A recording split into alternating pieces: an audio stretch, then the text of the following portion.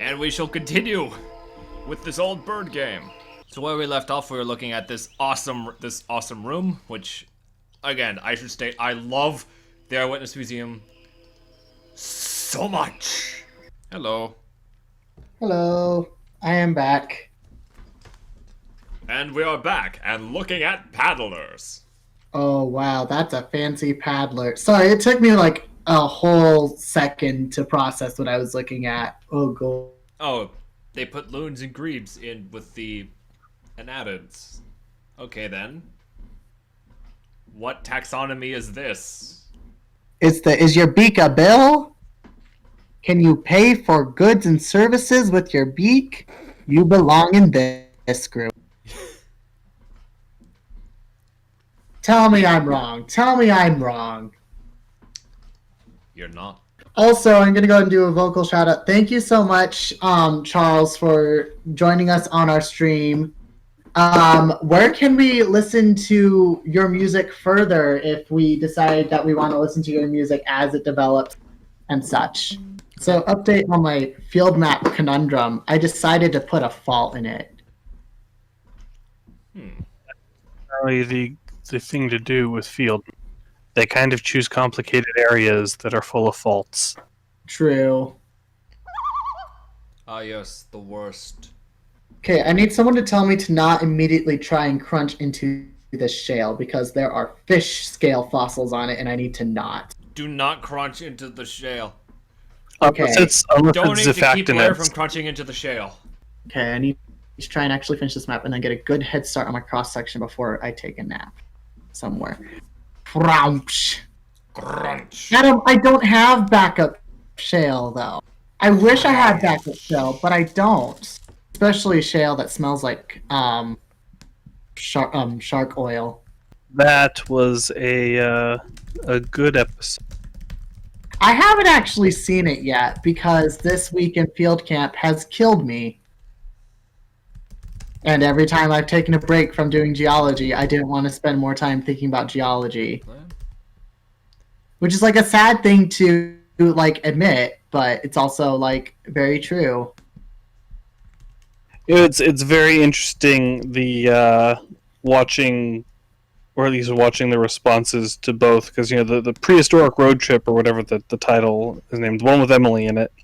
No, that's prehistoric road trip. Yeah, has been getting wonderful comments across paleo social media, Facebook and Twitter and what have you, as everybody's just like, oh yeah, look at this, it's really well done. And then we have my friend Ashley Hall, Lady Naturalist, was live blogging the Dinosaur Hunters this evening, the new quote unquote documentary from the Discovery Channel. Watching the response, the difference in the responses across her channel and across paleo, social media in general, is just what was Discovery Channel thinking? Yeah, I first became aware of it because Riley Black and I are friends on Facebook, and she posted a screenshot of the bios for the people in Dino Hunters because she was actually reached out to be part of it, but she was like, "Nah, I'm not your yeehaw cowboy that you want me to be, so no." And I think the thing that we all latched onto in her comment thread was that one of the guys, I forget his actual name, but he calls himself the Bone Daddy. And everyone in the comment section latched on to Bone Daddy. And so we made it a thing where Bone Daddy is a title that can only be held by non-binary and trans-masculine paleontologists, and it's a title that you have to aspire to. It's not one that is given to you. It's just like a constant aspiration to be the most inclusive in your fieldwork possible. Excellent. And so that is what the true definition of Bone Daddy is. And I think like Nate Martin or whoever the heck he is, who was put in federal prison for fossil crime. That would be It's not- convicted felon Nate Murphy. Nate Murphy. Okay, not Nate Marfin, but Nate Murphy ain't a bone daddy. But Use his proper title, convicted felon Nate Murphy. convicted felon Nate Murphy is not of the bone daddies. Sir Richard Speaking Owen, of- who has been dead for over 100 years, is more of a bone daddy. Which is scary to think about. But if you want to support the cause of the bone daddy who says that Black lives matter, and that we should support and love our Black siblings in academia, in professional settings, in our classrooms, in our neighborhoods, in the world in general. And this is just your reminder that we have many organizations that we are donating funds to, and you can donate to those organizations in our About page. And if you send a receipt of your donation along with a request or a question to our email, dinonerdsforblacklives@gmail.com, we will answer your question or do your request, whether it be a JoJo's drawing of a dinosaur or some other fun thing. Keep in mind, art requests will be held off until the artists come back online, which is planned to happen at 7 a.m. Pacific time, and then 2 p.m. Pacific time, and then much later at 2:30 in the morning on Sunday Pacific time. Yes. Also, we are currently at $1,872 raised. What? I just- didn't even know just we had that since, much money raised. Oh my god. Yeah, just Holy since, shit. when did we start? Since 6 o'clock p.m. Pacific. Wow. In That's- in less than 12 hours. Wow. Thank you all so much. I know there's only like 15 of you on the stream right now, but thank you so much. Wow. So if we can get to 1900, I suppose I can probably think up some crazy field story or other to tell from my time with a couple of museums. Field work is always crazy. True. I also have a pretty crazy field story, but I'm not sure if it's one that I should tell on this stream because it kind of is. It involves altercations with a government entity on a large scale because someone made a mistake. Yeah, probably can that one. Yeah, I mean, which is sad. I I can mean, tell it the depends. precursor story to Perhaps that, not- though. perhaps not on the stream. Now, if we were at like a conference in person, then maybe you could get away with it. But I do have another field story that I can tell that is a little bit less getting in hot water with. But we just have to United Kingdom. tantalize them with it. Look at these stories you could conceivably getting if we get another Yes. $28. Yes, Yes, I can math. you're good. But yes, I can tell a story about a truck and field. Okay, but look at this swan. Oh my gosh, that's such a pretty. Is that teeth? Is that teeth? Let's see what it's made of. No, apparently it isn't. I just see the word enamel and I immediately think of teeth because I'm cursed. Okay, fair. Also, I appreciate Jack's comment. Osteological father. Osteological fathers are the PhDs who are bone daddies. Yep. And then I feel like I fear that there are the not way that- enough of them. I don't like the way that bone mommy sounds, but I feel like we need another term for people who don't want to be called daddy. I'm trying to think. Bone. Plant moms. Wait, no. I'm just trying to think of something that is like to the ground. kind of sort of specific to paleontology. The condor Marrow is the world's mommy. largest bird of prey. And it has an appetite. It can eat several pounds of meat in Dude, a that single sounds like one of the Here, giants an from eagle dives for the its share of the BFG, the Big Friendly Giant. You know, the Blood Bottler, the Bone Crusher, the Marrow Mommy. The marrow mummy. Charles is asking, does marrow fossilize? Yes, it actually does. Marrow, let me see if I can pull up a photo of fossilized bone marrow. But bone marrow does actually fossilize fairly well.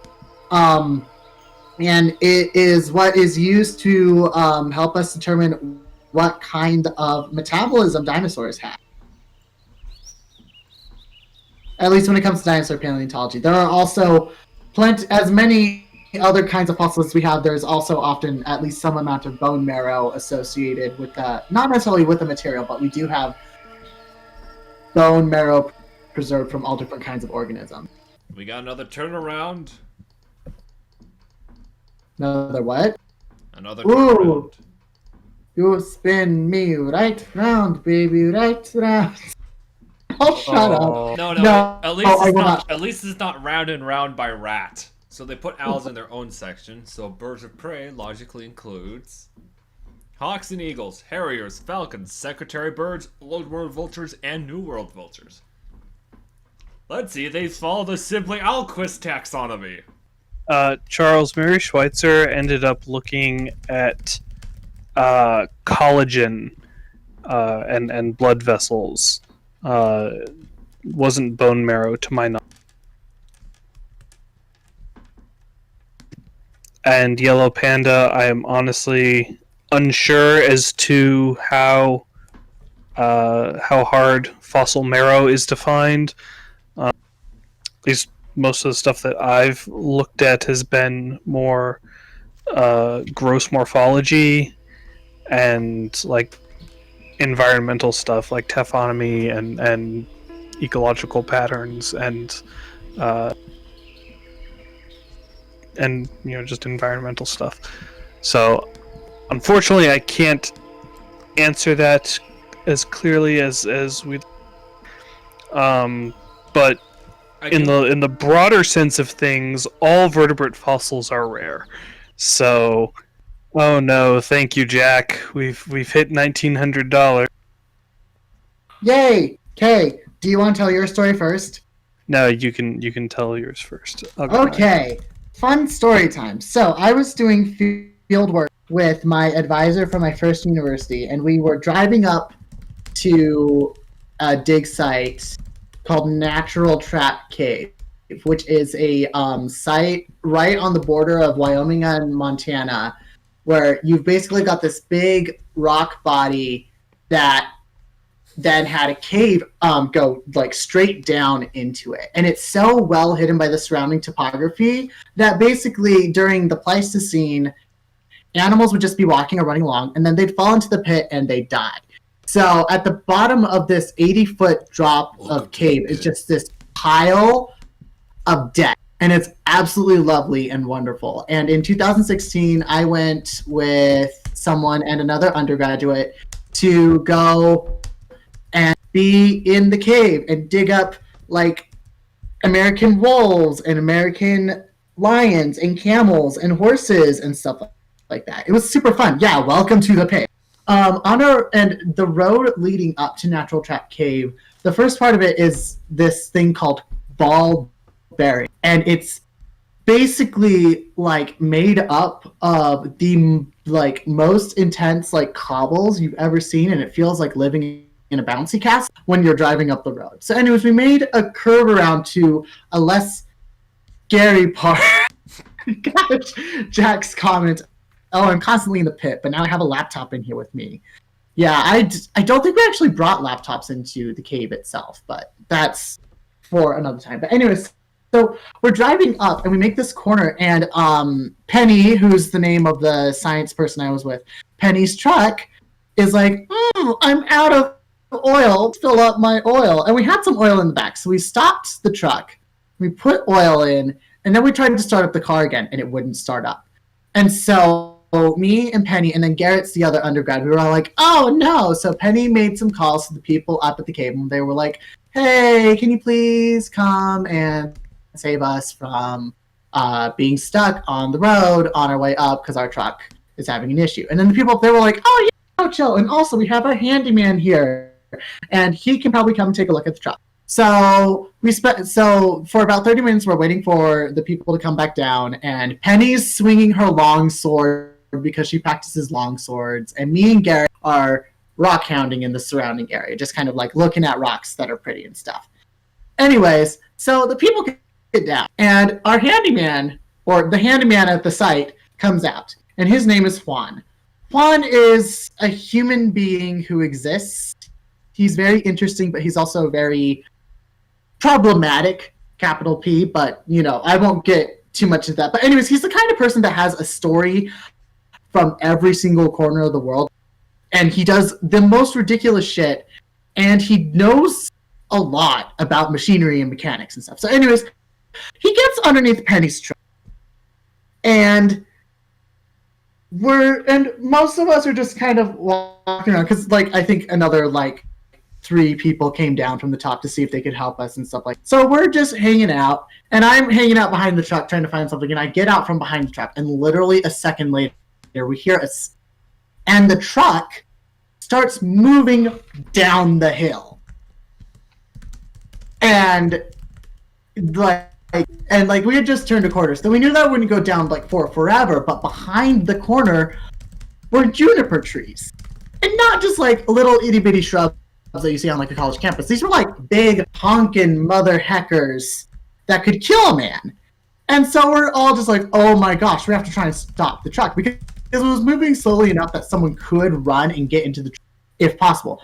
But then we saw Juan, who was dragged by the truck for about 10 feet. By the way, he lives after this story. He did not get terribly injured, at least by his standards.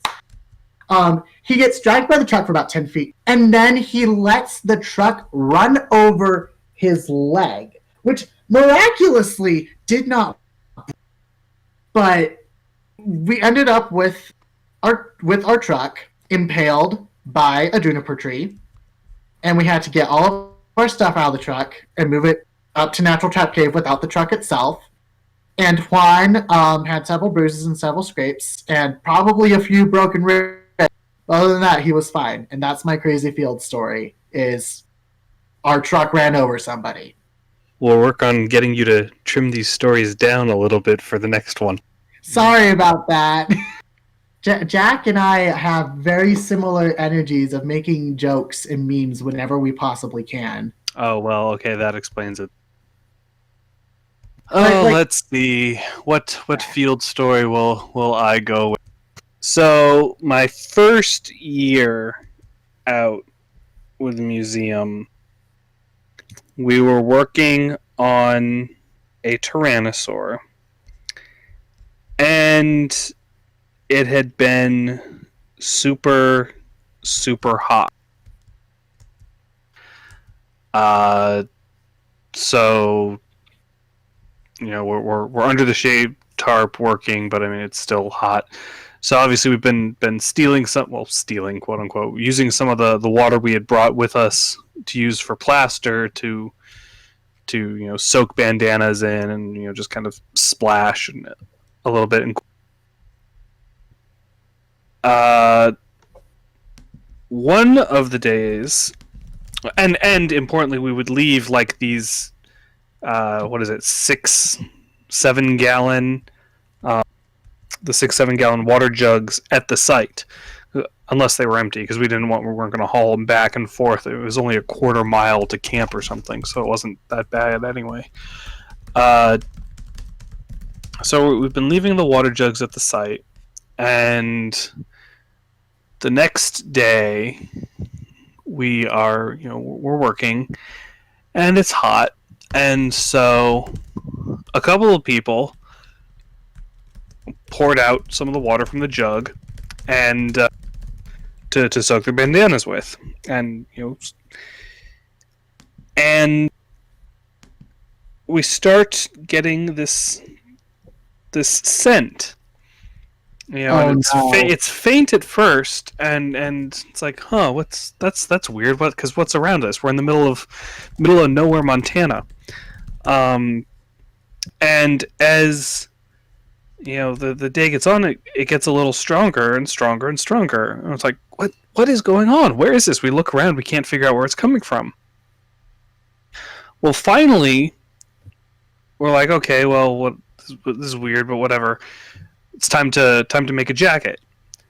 And so, we get the plaster ready, and we start pouring the water from the same jug that people were, dipping their bandanas in, or pouring water from onto their bandanas. We pour the water into the plaster bucket, and we discover where the smell is coming from, because a very dead, very waterlogged mouse poured out of the water jug. Oh my god. Oof. That was... press F's in the chat for that. Oh my god. It was a little horrifying. That was one of those moments that you could tell which of us were raised in the city and which of us were raised in the country. Because the country boys were like, whatever, it happens. And those of us who were raised in the city were like, can we go to town tonight? I need a shower immediately. I mean, that's very understandable. That was an experience. That was an experience. That whole summer was an experience, because that summer we ended up, that Tyrannosaur camp ended up being known as Man Camp, because we only had one woman the entire summer at that particular camp. Oof. Yeah, poor Sarah. That's a rough time. She she didn't care. She just joined in all the craziness. But I believe that the head of field operations in describing Man Camp was that was it one of the other camps went Lord of the Flies. Oh, and no. And we went feral. Wait, what? I believe that's what it was. Man Camp went feral, and the second camp out of 4 went Lord of the Flies. Yo, question. What's the difference? I would like to say that our camp was more egalitarian, and more pack. I guess more pack bond. We just went, crazy and wild, and ended up. There was at least one day that we ended up hunting for our own food, because whoever was supposed to move the frozen ground beef from the freezer that we were running with a generator to the cooler to defrost only did half the job. Oh, God. And proceeded to leave the chub of ground beef on the kitchen, on the table in the kitchen tent. The big canvas kitchen tent that was then sealed up in 115 degree heat all day. So we got back to a mess on that, and we're just like, well, we're out of leftovers almost. But Town Day isn't supposed to be until, the day after, tomorrow night. So we really can't go in tonight. Hey, you got a gun, right? Oh gosh. So we caught our own rabbits that. Oh wow. Yep. It's good to know it did go full Lord of the Flies. Yeah, no, we did not go full Lord of the Flies. That sure sounds like a rollicking good time. Oh, what other field stories? There was the year we discovered how to operate a sewage truck. So we had we had a bathroom trailer that had been donated to us. So it was a really nice trailer because it had showers, it had flush toilets and everything, and we were located on one particular farm who let us hook things up. So we actually had running water and all that kind of stuff. It's very decadent.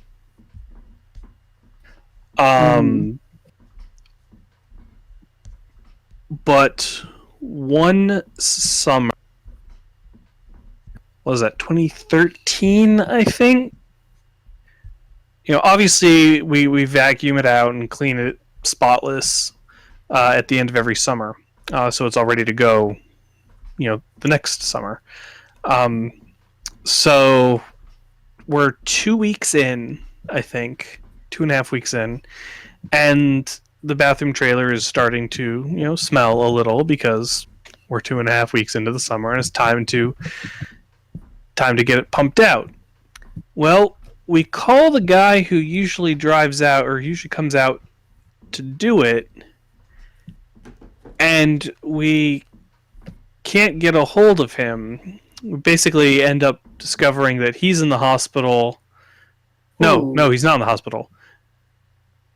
He's in prison. Oh gosh. He's in the prison hospital because he had a fight with his son and they beat the crap out of each other or something. So So we're like, well, crap, what do we do now? Because this is literally the only person in 3 counties who can do that. It turns out the guy had ended up leaving his sewage truck on the farmer's land, with his blessing, obviously, since we were basically the only people who still used it because they had finally, that in the intervening, spring, I guess everybody had gotten sewers. So cool for rural Montana. Almost disastrous for us. But so he had left the pump truck and the keys on the land. So we discovered how to use a pump truck, and let me tell you, it's stinky. That sure sounds like fun. It's stinky, and there are lots of leaks in the pipes, and yeah, it's some of those skills that you never think of that you're going to learn as a paleontologist. When you're a kid and be like, oh yeah, I'm going to grow up and study dinosaurs. It's like, well, okay, cool. So obviously you're going to study dinosaurs, but do you know how to cook for a whole lot of people? Because, your field camp is going to be out in the middle of nowhere and people still need to eat. I mean, I suppose unless you're like Dr. Roberts and you just have meals ready to eat when you're in the Arctic. We'll just figure out how to photosynthesize. It's all good. You get really good at being a mechanic when assuming you've got your ATVs and stuff, but you figure out how to change a tire really quick and fix minor engine problems and you can change your own oil and replace engine parts on an ATV. Wasn't expecting that. I have not done any field work yet. It sounds like a fun time. It really is a fun time. It's the best part of the year. Yeah. Probably one of my favorite things about geology and paleontology is the fact that there is this high potential for field. And I would not be happy sitting behind a desk in a cubicle or even in a nice office, for the entire year. And you can F in the chat for field season this year all you want, but I got another week and a half, and then I'm still going out in the field. So I laugh at the rest of you. Haha. Yeah, I'm quite sad that I don't think I'll be doing any formal field work. Because, I'm finishing up my field camp right now, and it's all digital. And I don't really have or know a whole lot of people who would be willing to do rock hounding in the area, at least. Like, the one person I know is also going and doing field camp with a different school at starting, I think, next week or the week afterwards. That's so sad. There's awesome rocks all around. I know. You know where I'm located, Bobby. So it's like, I wanna go look at the rocks. Let me look at the Rocks everywhere. But yeah.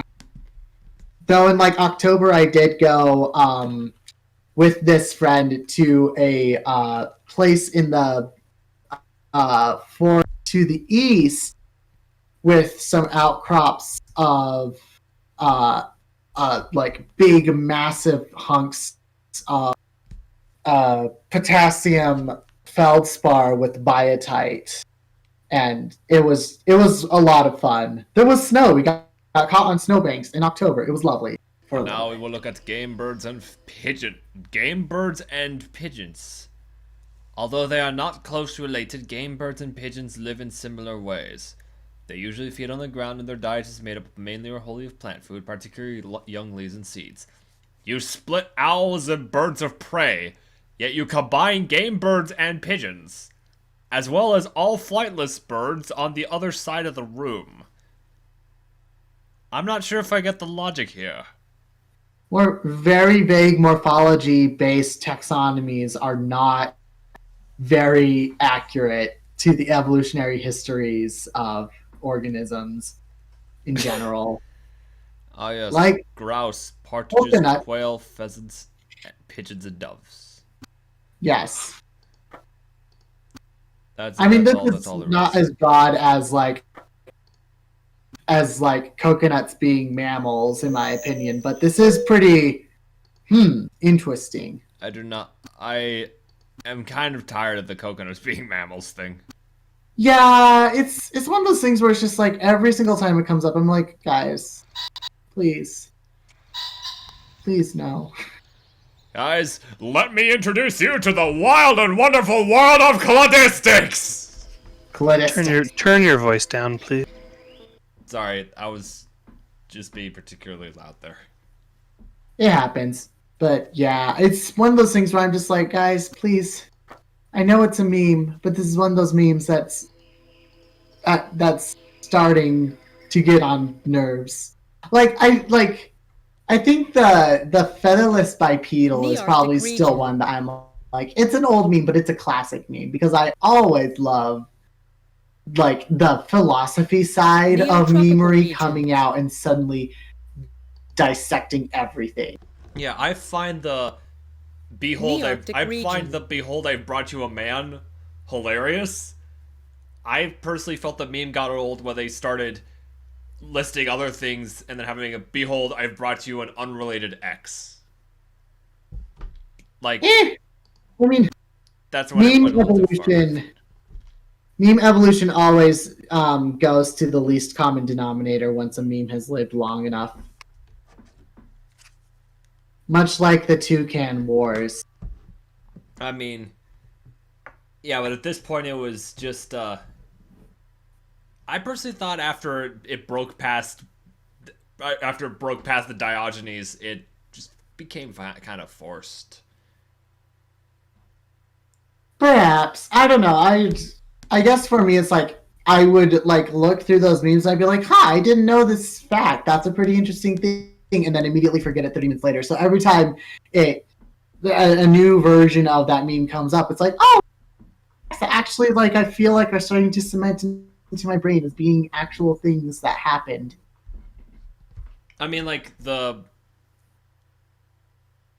I'm referring to with the behold I brought you a man meme was like coconuts being mammals. It's like coconut, hairy, milk, behold I brought you a mammal. That's not as funny as behold I brought you a man and then you have like a kangaroo. That's fair. $50 donation. Whoa! Thank you. $50 donation? What do they want us to do? There'll be a drawing tonight during the Paleo stream. Okay. Got a request Sorry. for Joshua, so Paleo Art and he's Q. not online right now. I don't think so. Yeah. Just bump him in. I mean, I can draw. I just don't have a digital device. Well, this was also going for specific artist. So. Yeah, that makes Yeah. sense. When I see people, or when I see things that people claim as bad art, I don't see bad art. I see people who have a desire to do the art thing. And maybe they don't have all the practice that we associate with typical artists, but they are still making art. Sorry, you guys have reached philosophy hour with Blair. Neotropical region. I am going to be at least 50% more sappy than I usually am, and very positive about how the world goes in general, even though the world's not always positive. Ooh, South American birds. No, neotropical region. Or is this just ecosystems? Yeah, this is just ecosystems. Got you. Afrotropical region. Let me tell you, this is a much better introduction to the biozones of the world than the new dinosaurs was. The new dinosaur. Oh my By goodness. Dougal Dixon. Oh, got you. Yeah, I haven't seen that one or read it. I have it. I have a copy. I personally love it. I personally love this. It's like if I had a working webcam on this computer, I would literally just do a read through of the book right now. Incredible. Just read through in live commentary. But yeah. Think about what paleo books I have that I really enjoy. As outdated and wacky as it is, I really like Dinosaur Heresies by Robert Bakker. I found a copy of that at like a thrift store. I have yet to read it, but it's sitting right here within arm's reach.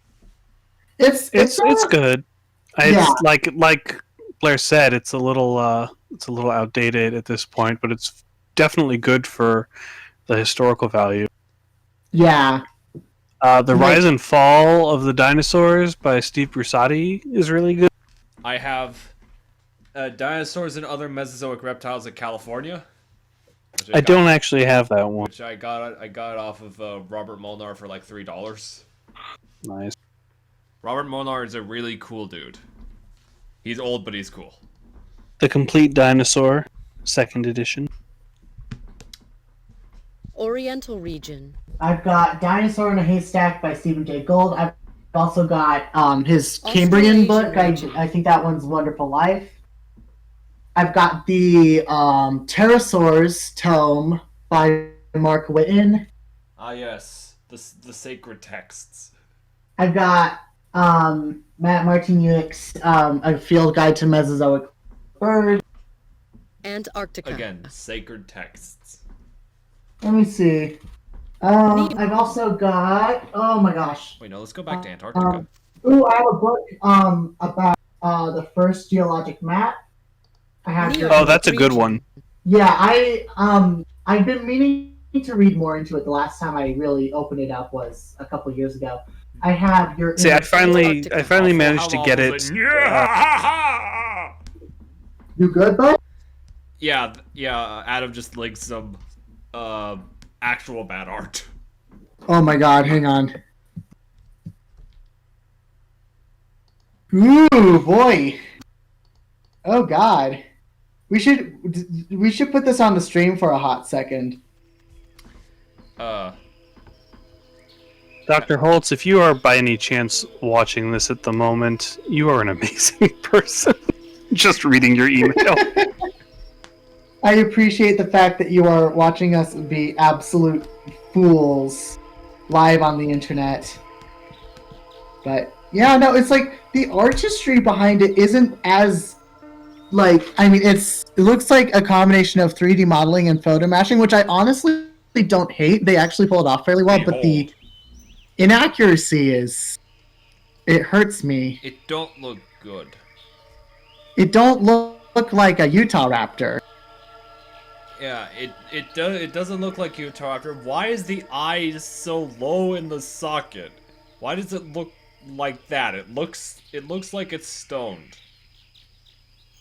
It looks like it's showing off a new eyeshadow palette. And also it's shrink wrap. Like you can see the fenestra, and not just like the fenestra, but like the sub pockets of the fenestra themselves, and it's just like, oh no, my baby. Oh no, that image is even worse. You guys want to see? I'm taking your silence as a yes. Oh, What are we seeing? the whole Oh, the no. full thing. Apparently. Whoa. What in the world is that? And more importantly, why does it look like it's a quadruped? Why does it look like it's uh, doing the things that llamas do before they decide they want to do the reproduction Why thing? is its eye at an angle? Like, why does its eye just stay parallel to the ground no matter how its head turns? You wanna know what this reminds me of? Is Munch from from Abe's Odyssey, the Abe's Odyssey series. They had this little thing called Munch.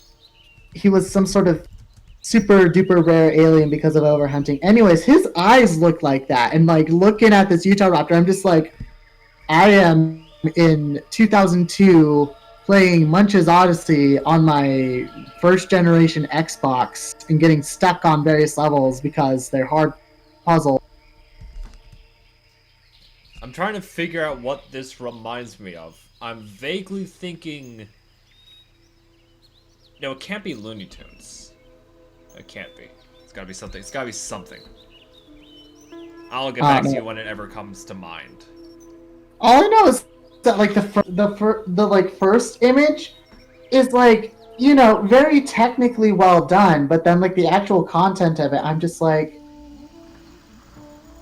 Also with oof. also with photo bashing, you have to be careful because sometimes it looks really good and other times it falls right into the uncanny valley. Yeah, and it's like, I think with that one it was like, I don't know. I'm not sure if that was actual photo bashing though. That might have just been a 3D model. I mean, either way, it's fell right into the uncanny valley. But wait, I think Archaeopteryx. that mostly to the eyes, personally. Ooh! Here be a carving of Archaeopteryx, and further wrong. Oh. I want one. So it looks like the halls of the museum are mostly cultural artifacts having to do with birds. Do we want to take a look at these? Because there's a lot of them. Always. Well, what was that sword thing? Henry, did I see that somebody was doing shirts for this? Yes, Yes, we do have. There's a Sure, shirt. I don't for know sale where at the link is, 252 though. MIA. Do you have the link anywhere? Yes, There was. Yes, I will drop it right in the chat. All right, Henry's dropping links to shirts in the chat from 252 million years ago. They do a lot of really cool paleo art stuff all the time, and I love them so much. 252 MIA is just the best. They also have a bunch of Dinosaur Pride merch on sale right now. Ooh, I'll have to take a look at that. But I'm definitely considering whether or not I want to. And like the only reason why it's a considering instead of an actually doing is because it's refund money from my school, so I don't want to like be misusing it in a way that will make them go, "Oh, you used this illegally." Like, I mean, what are you quote unquote supposed to use that money Like on? rent, shopping, survival. Okay, fair. Do they have an aromantic dinosaur? Do they have an find- aromantic You dinosaur? could probably find loopholes. I mean, you're probably right. And like, I have to pay a not a parking ticket, a speeding ticket with money at some point. So Yeah, wait, Wizard of Oz? Wizard of Oz? Wizard of Oz? we could. I don't know what your Wizard of Oz. It's on the stream. The heck you Oh, hang what- on. Sorry, I was looking. Whoa! What does Why is Wizard of Oz there? Is it just like a human interest factor? The scarecrow. Because scarecrows were built to scare crows, and crows are birds, therefore it belongs here? Okay. Illuminati confirmed. Ooh, is that a medieval bestiary painting? Tapestry thing? Oh, let's go back to it.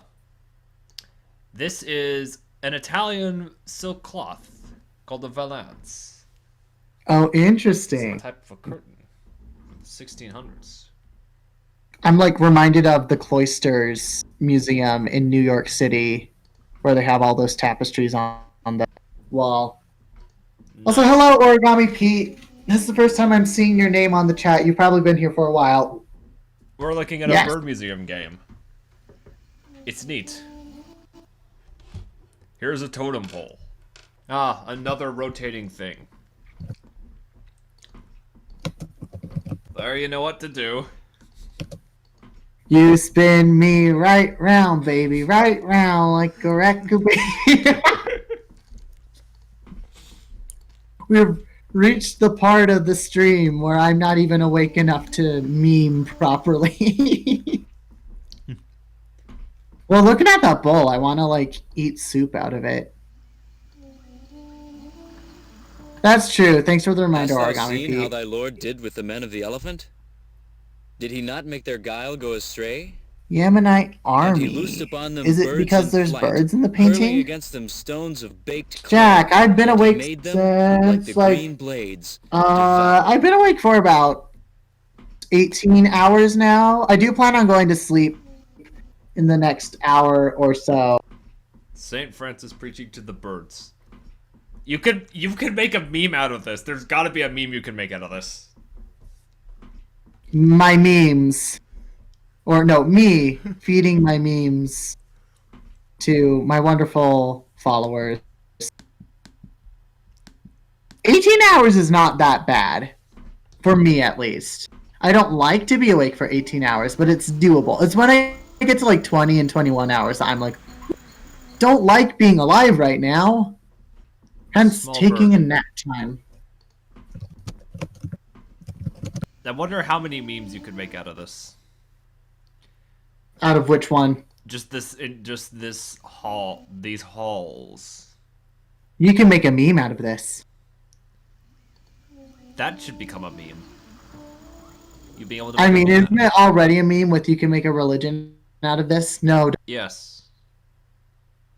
Okay. I have to decide. I want. No. Yeah, I should put a pin in. For Valid, Origami Pete. I also hate myself in the morning. That's why. Mornings are really difficult all the time. I'm not a morning person. The only thing that ever properly motivated me to ever get up in the morning this year was paleobotany. And that's because paleobotany is really neat. Yeah. I think I'm gonna do pastel pink for the Cody formation. Ooh, look what we have here. Birds in danger.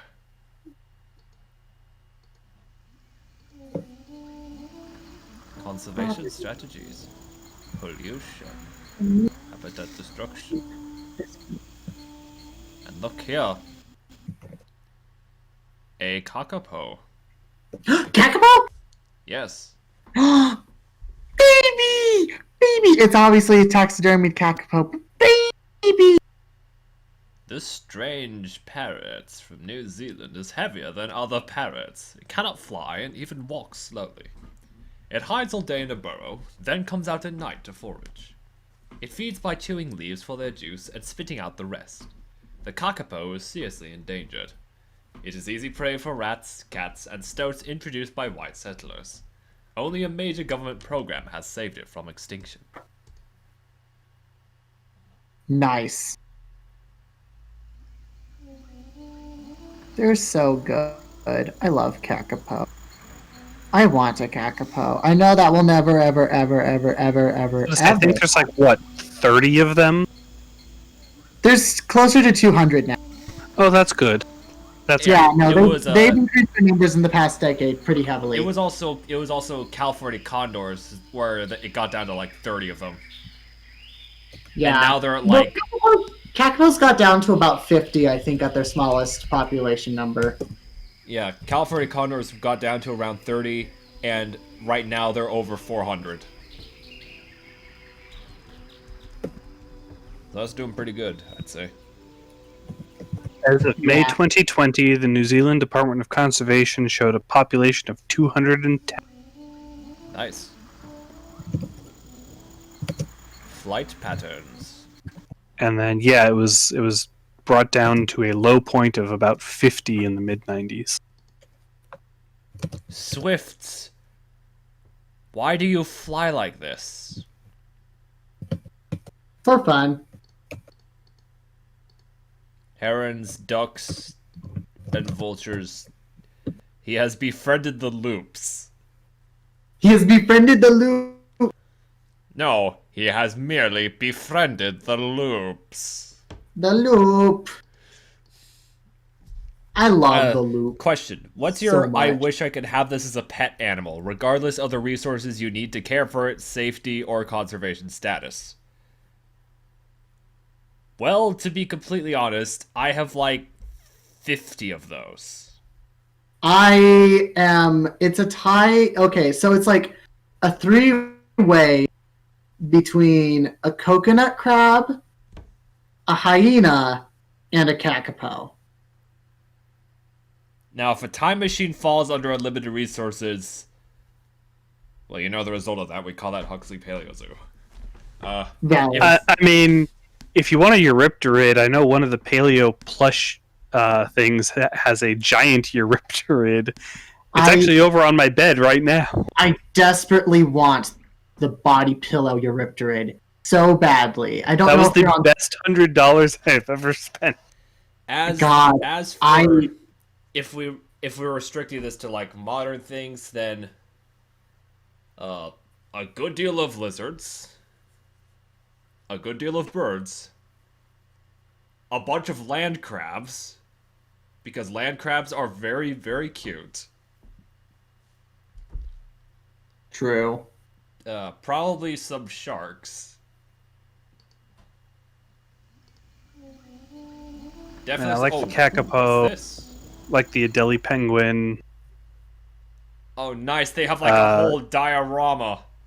Nice. Maybe a king cobra.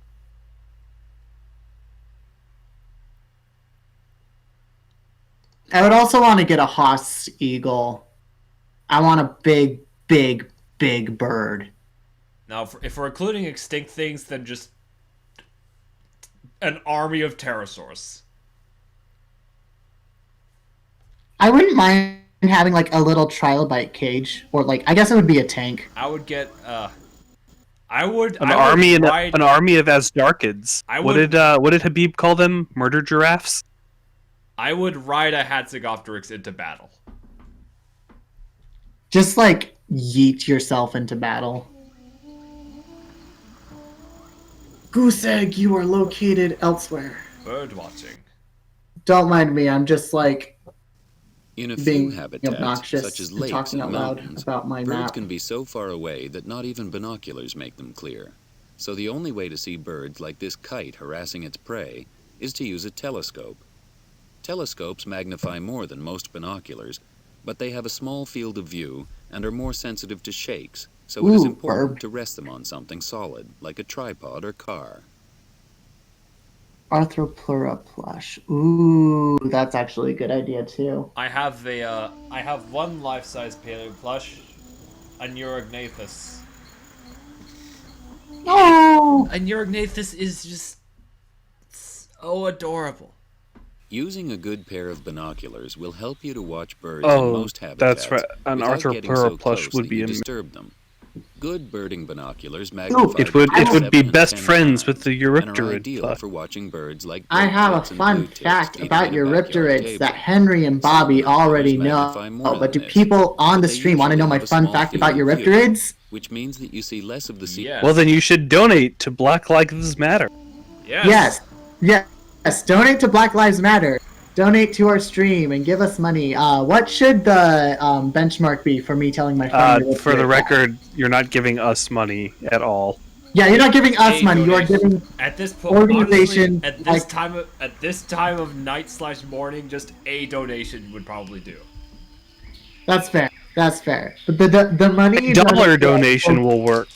Yeah, the money that you donate through our stream will go to a few organizations. Sorry, I am so sleep-addled right now that I do not fully No know. matter, I got this.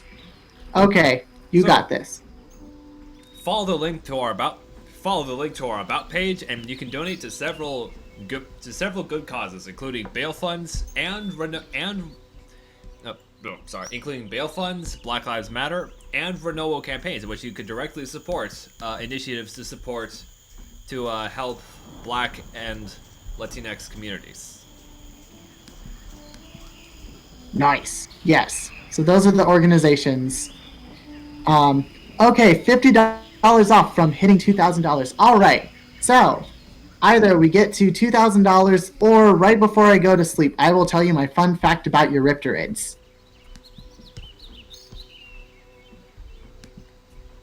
But yes. In the meantime, we've we got can look at the bird's eye view.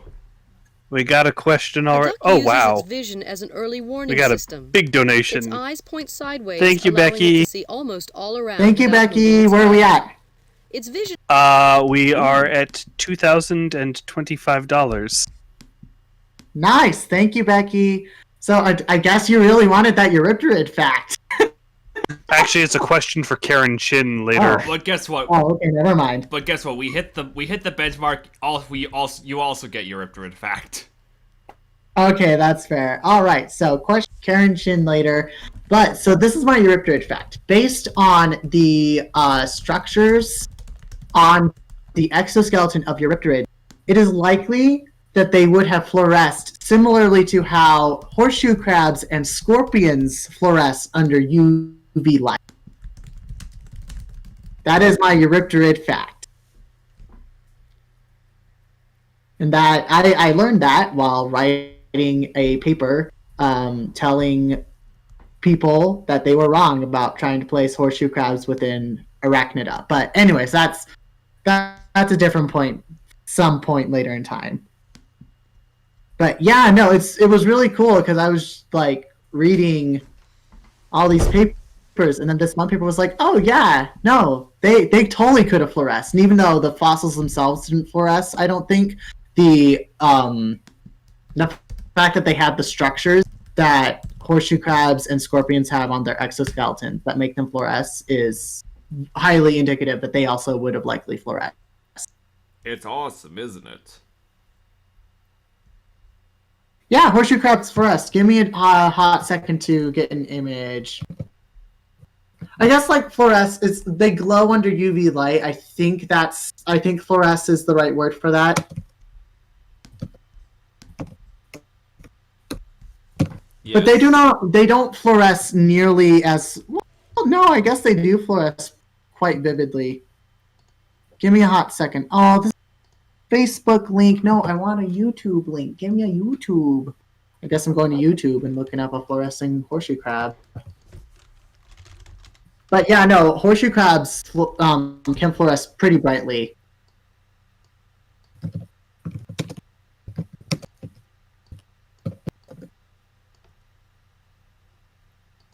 Okay, I'm getting a whole lot of other horseshoe crab videos that aren't the ones I'm looking for. I guess I'm going back to my generic search. Oh, there's a Twitter link. Yes. And it's in Bulgarian, but it'll be okay. Probably. If I can find... Where's the Twitch stream? Okay, going in the Twitch chat is a link to a Twitter post from a national aquarium. I think it looks like it's a Bulgarian aquarium with a fluorescing horseshoe crab. Ooh. He's a very pretty friend. I just like horseshoe crabs. I think they're neat. They are. They really are. How did I end up on Bulgarian Twitter? Why does it want my language to be Bulgarian? Ah yes, Bulgaria, the land of the horseshoe crab.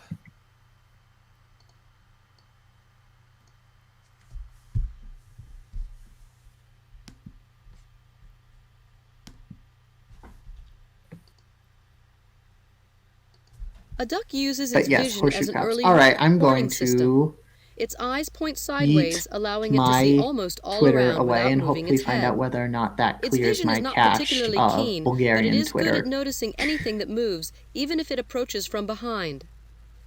The duck's See, horseshoe forward crabs are vision is not wonderful. nearly as sharp as the vulture's. Yeah, horseshoe but crabs because it are... finds it- They're not the easiest thing to take care of, but it's not impossible to keep them in aquarium.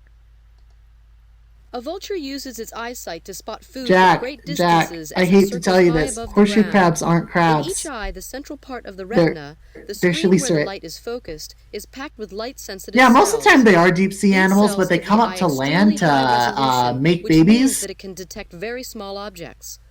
The vulture's eyes also have overlapping fields of Which view, is really which allow the bird interesting, to judge especially for distances accurately. mostly / fully aquatic species. I don't know if there are horseshoe crabs in Bulgaria. Hang on. Are No, there horseshoe crabs in Bulgaria? This part of the stream has just turned into are horseshoe crabs from Bulgaria. No, Bulgaria is pretty much entirely landlocked. Yeah, that's fair. The only coast it has is to the Black Sea. So we were making a joke.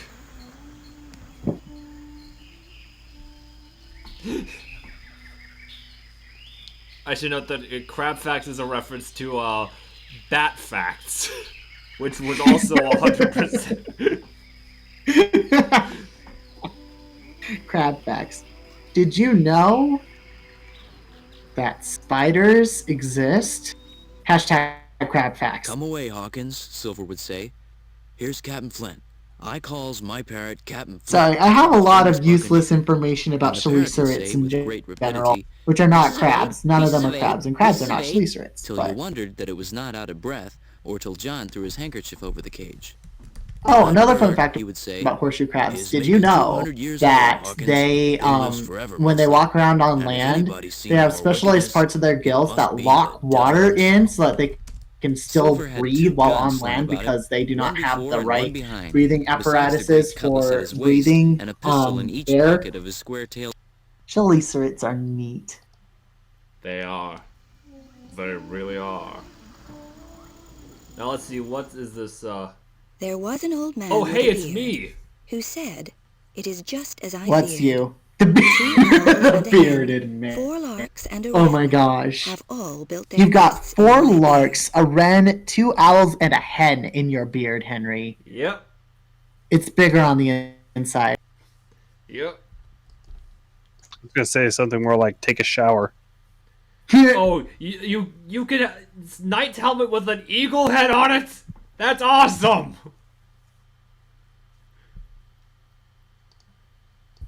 I wonder if they have the plague doctor masks in this. Let's find out. Also, Origami Pete, yes. Actual crabs also try to keep their. I keep on wanting to say book lungs because spiders have book lungs. Sorry. Try to keep their gills wet so that they can walk around on land. So it's a pretty common adaptation, but it's really clear to see on horseshoe crabs, especially if you turn them over. Ooh. From Peregrine Falcon. There heard I... Oh, sorry. Question. What do crabs use to survive oxygen in air? Like, do they use book lungs or? Let me check really quick. It'll probably depend on the kind of crab. But so book lungs are very specific to arachnids. So you won't see book lungs in crabs. So book lungs are Oh, they're interesting. So book lungs are basically, you had gills at one point, and you put them inside yourself. And so you just basically have internal gills that filter air instead of water. Book lungs are real interesting. Yeah, but I wonder what those jungle dwelling crabs, what they do. Or like Christmas Island, Check. like Christmas Island crabs. Okay, so Like those okay, guys. that's a pizza. Why does Box Hill Pizzeria have facts about crabs? Oh, they have crab cakes at Box Hill Pizzeria, which is why they have facts. Great, now I want pizza. It's 5 a.m. and I want pizza. Okay, looking at a peer-reviewed article, The Ecophysiology of Air Breathing in Crabs, with special reference to Gastroliths natalis, which is probably a specific species of land crab. So basically, it depends on the lineage and where they come from, because not all land crabs are directly related to each other. It looks like you could have modified gills to do gas exchange. Some species have lungs of the crabby sort,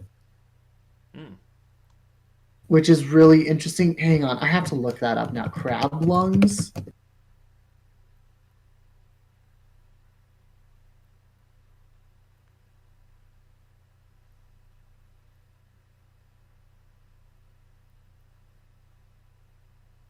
A Bronchiostegal lung, according to Wikipedia, is a respiration organ used by some air-breathing arthropods. It is one of the most significant adaptations of some crabs and hermit crabs, such as the coconut crab. So the coconut crab has a lung, and it is essentially gill tissue, and it's supported by folds or other mechanisms to increase surface area, which makes sense, because that's how most breathing organs are used. So some terrestrial hermit crabs possess multiple gills and small lungs rather than a larger set of Bronchiostegal lungs. Oh, wow. That sounds Wow. neat. There is one cycle, and it is crab. Cancerization is, or is it carcinization? Let me check really quick. Carcinization. Carcinization is, what a kicker. It will do whatever it possibly can to have the crab body plan exist. Wow. Okay. Hey, Origami Pete. So, sorry, I'm just checking up on the chat again. So, first I'm going to address the question about wood lice. So, wood lice are, roly-polies and pill bugs. I'm actually not sure what their breathing apparatus is. I will have to look that up. I don't know if I'll be able to get back to it in the during the stream time, because I am overdue on my field camp assignment, but that is actually an interesting question. For book lungs, what do book lungs look like? So book lung. Give me the Wikipedia. So basically, on the underside of a spider's abdomen, usually towards the part where the abdomen and the cephalothorax meet, like right behind the last set of legs, you'll usually see 2 or 4 lighter toned spots, and that's the actual location of the book lungs. But the book lungs themselves look like pages of a book, honestly.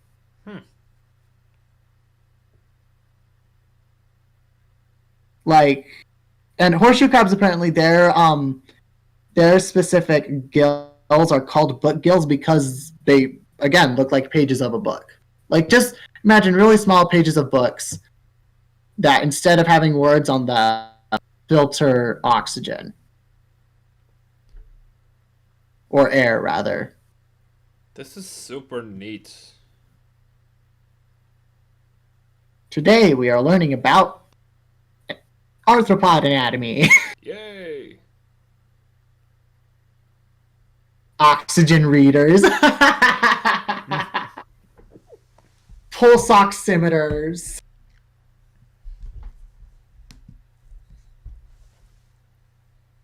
But yeah, so basically a book lung is just a very super duper closed off book that's really small. They usually come in pairs in arachnids. Donate for more Arthropod Anatomy. Yes, whenever Blair is on stream, if you donate, you will get a lot of Arthropod Anatomy fun facts. Yep. Oh my goodness. Okay, I told myself before I go to bed that I'm going to finish organizing my map. At the very least. Okay, I'm going to do that. Finish the map. Stop having I'm it be working on incomplete. As we shall look at I'm- these Braun Goose incense burners. Oh, there's the goose egg. Cody goes all the way at the top. General information also goes all the way at the top. I need Let's to go change into the- this room. The behavior room. the behavior room. Behold. Behavior. Wait, hold up, let me check. Oh, bird behavior. I was like, what? Isn't that just therapy? Isn't the behavior room just therapy? I love Eyewitness virtual reality bird because it has like these little dioramas. I think that's really neat. I like. Yeah, it's like a little mini museum. Yeah, I'm the type of nerd who likes I'm the type of weird nerd who likes the taxidermy halls, the diorama halls, and natural history museums. Fight me. True. I guess for me, like, diorama halls are really interesting as long as I understand, like, what ecosystem they're trying to represent. But so often, especially in older museums, a lot of those dioramas are just, oh, look at this apex predator. The pheasant feeds And I'm on just the like, ground. I like where apex danger- predators. Give me the whole ecosystem, please. Yeah, I love it whenever it's like I love it whenever like the diorama is obviously focusing on just like one species, but then you look closer and you see, oh, there's all these bunches of little birds in the trees, and there's a lizard there. I just love that detail. It's a good detail. Hello, Hyro And I know that I feel like your username is familiar. I don't know where it's from, though. Oh well. I also know that, like, I think at the Denver Museum of Natural History there are a couple dioramas with with butterflies that actually move their wings. Huh. I'll have to go and visit it at some point when it reopens. The Yeah. Denver Museum also has gnomes hidden throughout. Yep. Hidden gnomes. And the California Academy of Sciences had one of the dioramas in the African Hall has elephants that move across the background. Like, they project like every so often they project a herd of elephants moving across the painted background. It's really neat. And also, most of the room is taxidermy, but at the end of the hall, there's actual living penguins. It's awesome. Incredible. All right. I'm going to select all of my information The I'm gonna pheasant put feeds it on the ground, where danger is ever in a present. new If a subsection. fox catches the bird's scent, it works its way upwind. But the pheasant is alive to the danger. Its first reaction is to No, run, don't delete any but of if that. it is Oh my cornered, god. it explodes into the air in an almost vertical takeoff. However, because of its weight, it can only fly short distances, and once its energy is spent, the pheasant becomes easy prey.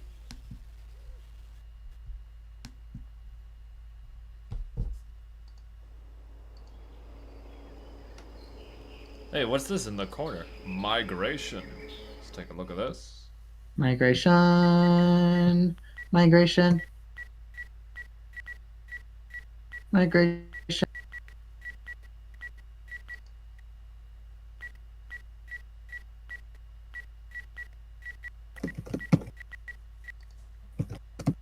Migration. Migration. Okay, I finished my map. Yay! Let's look At at least I think I courtship finished my map. displays. In these courtship displays, the male widow bird shows off his Courtship tail display and from queens the, race together the on birds the of water. paradise. The male The tribal fan Morse uses code his in the bright background throat was to probably me impress. typing. No, I no, apologize. that was the Displays game. can involve leaping into Oh, the air. there was Morse code. I guess I Acrobatics. can't hear it because I'm not Some nimble listening to the footwork, stream or specifically. even lying down, as in the case of the ostrich. The Once ostrich the courtship courtship displays displays are over, the business of raising young can begin. Incredible. Oh, I just noticed that Joshua is in the text chat. That's why the username was familiar. Welcome to the chat. I'm sorry that you were having to interact with my very sleep-deprived self right now. I don't need to worry about the seminostratigraphy anymore. Nice. Okay. Don't need to worry about the Cody.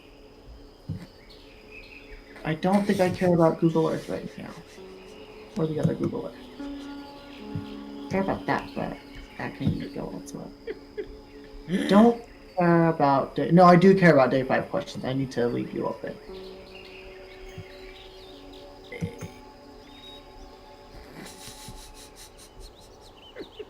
I don't know who's chuckling at what. Sorry, I'm just laughing at the ostrich courtship dance. It just looks so ridiculous. Okay, that's fair. In the bird world. Got the video here. The male peacock's courtship display is one of the most dazzling sights in the entire bird world, and here he proudly exhibits his glittering iridescent tail feathers.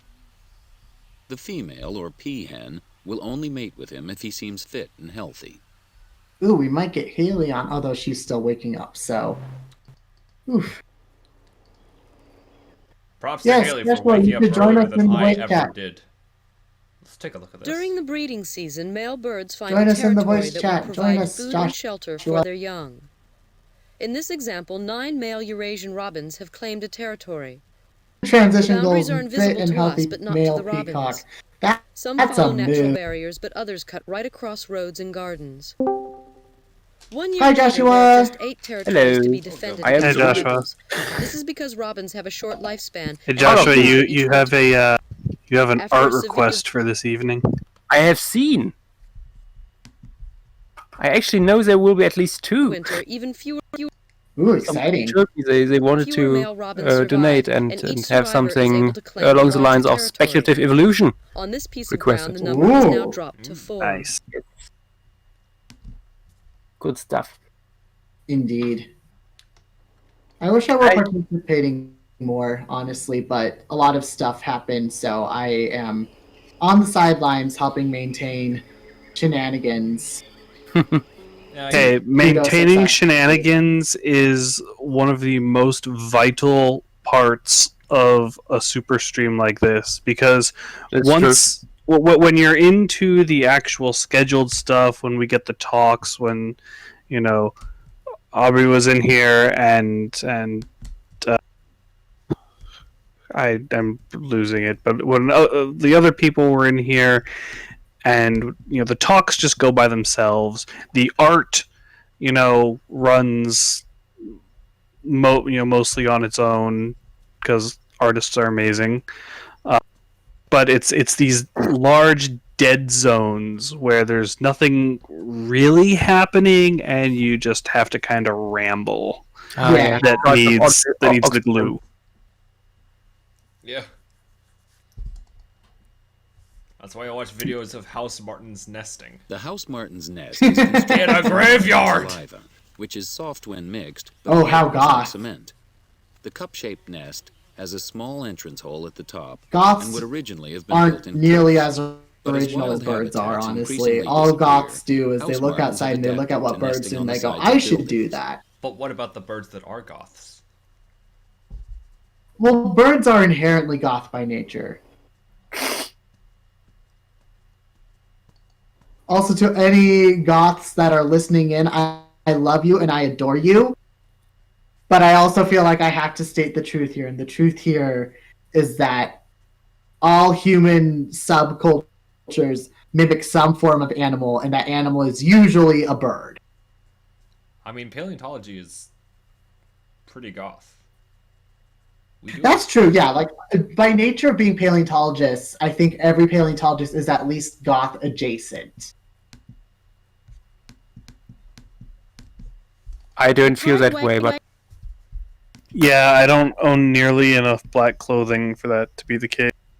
I mean, perhaps, well, I mean, goth is, it's not just like an aesthetic, it's like a mindset and how you view the world, I've found. But, understandable. I'd probably dress up like a super gay jock. Is like the best way that I can describe what my physical aesthetic looks like. okay. Like, I don't know. Like, aside from like saying I'm a geology major to explain what my aesthetic looks like, I don't know how else to explain it besides super gay jock. My aesthetic is pretty much everything that Permia has put. Oh, that's valid too. I think I don't know. Like, I think the reason why I give off, like, why I feel like I give off such gay jock vibes is because I wear shorts all the time, and not like cute shorts, but like cargo shorts. I don't know. Maybe that doesn't make me a jock. Maybe that just makes me a nerd. Maybe. Maybe I just represent the stereotypical geology major aesthetic. Except I don't own North Face or Patagonia. I do the rest of my shopping at REI. See, I live like exclusively for thrift stores, basically. Thrift stores and like t-shirts from the internet. Ah, yes, Fabergé eggs. Fun fact. Oh, that's an ugly one. Yeah. Fun fact, a lot of Fabergé eggs were made, and some of them are missing. Wait, Some okay, of them we don't even have pictures of because they went before they could be taken pictures of. hang on. Okay, I'm trying to sentence parse made no that sense. Fabergé egg Yeah. sentence.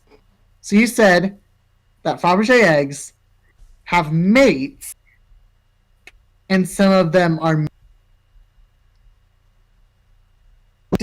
He said many have been made. Many have been made. And Okay. several of them have been lost. Okay, cool. Because I was sitting there and I was just going. I was like, I need to double check that sentence because More coffee for Blair. I'm planning on going to bed once Tyler mans the To chat. break through the eggshell, the Japanese quail uses its egg tooth, a sharp projection at the end of its beak. The chick makes a But circular cut I'm by actually turning its body more of a after tea each burst of person, pecking. but I'm also The young bird also does not very cut late one to end of the shell caffeine free, and it gives a strong kick with its legs. imbibement party. The quail tumbles into the outside world. Because that's what It happens has when you taken grow up about in Utah, is 95 that minutes to hatch. you get 2 days restricted later, from coffee although and not tea. much bigger than a bumblebee, the chick is pecking at insects and following its You parents poor around. man. Oh, Tyler is here, chugging some caffeine because they just woke up. Nice. The egg tooth is something that I heard talk about a lot in the context of paleo. Sure. The I duckling have seen begins some to- paleo art with egg tooths, but I'm not sure if there's any actual, like, if that's just quote unquote speculative because we don't have any fossilized. I mean, birds do it, and it seems like alligators have them. So True, so it's probably a basal feature, but I mean more in the sense of like the time window for developing an egg tooth is super small, and most organisms lose their egg tooth pretty quickly. So it's like you would have to be extraordinarily lucky to come across a fossil that preserved that specific moment in time well enough to recognize it as an egg tooth. yeah. hatching with the first pip or break in the eggshell using its egg tooth on the tip of Okay, its beak. good. We have Once the we shell have is broken, other the people duckling continues working to in. peck, and I with need to big go and kicks, take a nap. It forces its way I'll out be of the back in a shell bit. and uncurls its body. Okay, good nitrogen, sleep nitrogen, don't let the Its bed down bugs is bite still nitrogen. wet, and the duckling rests while it dries. What? Good night. See you in a few hours. Sleep well. Behold, ontogeny.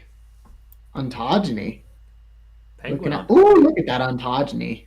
I have absolutely no regrets about my answer to Meg's penguin question from earlier. I guess it was technically Adam's penguin question.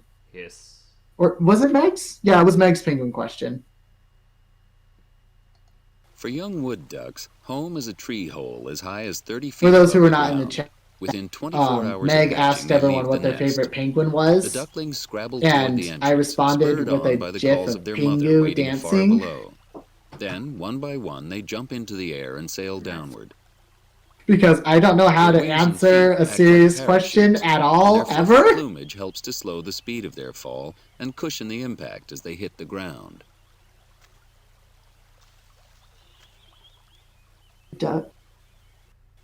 First flight.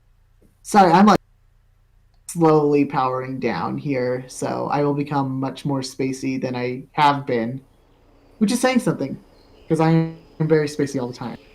Okay, thank you, Tyler, for the validation that Pingu is a very good penguin. I feel like my answer was the best answer I could provide because I don't know a whole lot about penguins. Everyone else was like talking about species of penguins and their behaviors and special interactions with them, and I was just like, I spent hours during summer vacations as a young child watching Pingu over and over again. Oh, who just dropped? Was that Bobby? Yeah. Yeah. Cool. I mean, not cool in the sense that, like, I want him to get rest. That's what fair. I mean. Oh my god, I need to get sleep at some point soon. Unlike other crows, the common raven is black all over. I'm pretty sure the True. American crow is also black all over, but Well, the American crow has iridescence on it. Ooh, he's spinning. I mean, He's spinning. do ravens not also have iridescent? I mean, it's also iridescent black, so. Okay, I don't know then. Now they sometimes also have bluish, purplish iridescent little bit in there, but it's not much. Yeah. The corvid I'm most familiar with are magpies because there are like billions of them in Utah. And I always thought they were really pretty, but I know a lot of people think they're really annoying. I'm most familiar with American crows. My town has lots of them. There have been instances in which I have been woken up because 40 or so crows decided to convene in a tree down the road and have a giant conversation. We recently So got blue jays are the other corvid, right? yeah. Yep. Yeah, okay, they're preps. Sorry, Adam's saying ravens are goths, crows are jocks, magpies are nerds, and thus blue jays are. Once I was being driven somewhere and I saw this huge congregation of like roughly 80 or so crows hanging out by the side of the freeway. There was probably a dead animal. Somewhere I have the pictures from that. I don't remember where. Fair enough. Fish eaters. That's one big murder. You could almost call it a mass murder. That was the But joke. that's That was the joke I made at the time. incredible. I was also like 16, so. Oh dear. All of us teenagers making terrible moves. Okay, hang on. I need to see what the caption is for this general section. Okay, feeding. I thought that it was hunting and then they had leaf eaters, and I was like, how do you hunt a plant? Technically, plants are prey. That's true. That's true. But like usually the connotation of hunting is like you have to track down the thing, you have to follow the thing, and you have to kill the thing. But plants, like, you know, Well, they some do. plants are very elusive. True. Some plants are sneaky mother heckers. Indeed. But yeah, no, sleep is something that I desperately need. At some point soon. Yeah. We have our next speaker in half an hour, and Is that Christopher Holtz, Dean. right? No, that's Christopher Dean. Holtz is tomorrow. Oh, okay, yeah. I'm getting my Saturday and Sunday schedules mixed up already. To be fair, around this time the days just bleed into each other. Yeah. Yeah. You're not wrong.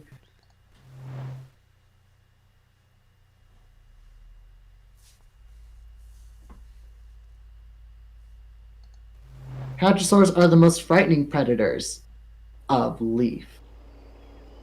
I mean, you're right, but also, like, large herbivores are more threatening than most apex predators, in my opinion. Because, like, apex predators, they're basically built to hunt, and because of that, they have to eat a lot, and when they're not eating, they have to sleep. But herbivores are just like, I'm just a big... And, like, funny you should bring up hadrosaurs because of the quote-unquote classically herbivorous dinosaurs, they're the ones with the most evidence of a varied diet. True. Coprolites with rotting wood and crustaceans. Really? I was not aware of the crustacean part. Rotting wood makes sense. They're like oh gosh. I guess deer are the ones that we keep seeing eat all sorts of ridiculous, heinous mayhem that they quote unquote shouldn't be eating. So, I mean, yeah. Then again, many herbivorous mammals have been noted to have been observed eating meat. Probably more. We just haven't really been looking at them, so we see the ones which we see often, such as horses, deer, cattle. Oh my gosh. Future note for anyone who is a geology student. StereoNet 10 or just StereoNet programs in general are absolutely wonderful. But they will piss you off all the time. Because you'll try to close them and they'll be like, do you want to save this file? And you'll be like, yeah, sure, I'll save this file. And then it just pops up like 5 dialog boxes in something that should just be close the freaking thing. I saved it before I ignored it for 12 hours. Oh my gosh, kill the thing. Oh, it's because I was only saving it and not closing the window. Flies high above the ground, a vulture... Jack, don't geologists know like a single UI designer? No, we do not. Do you want to know why? It's because we piss all of the technology people off because our reaction to technological mayhem is to stick a rock through the screen. That is why join them. We don't know UI designers. Food before it disappears.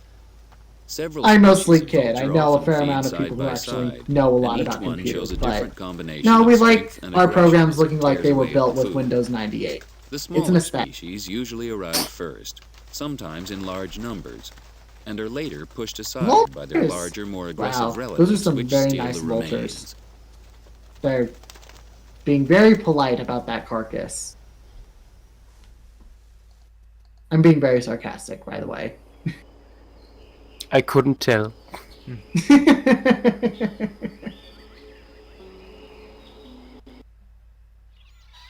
Oh, now I've got the Eyewitness theme song stuck in my head.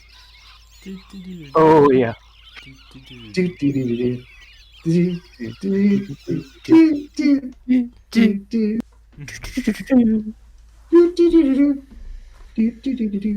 Oh shit, I should check when my Curiosity Stream account charges me again.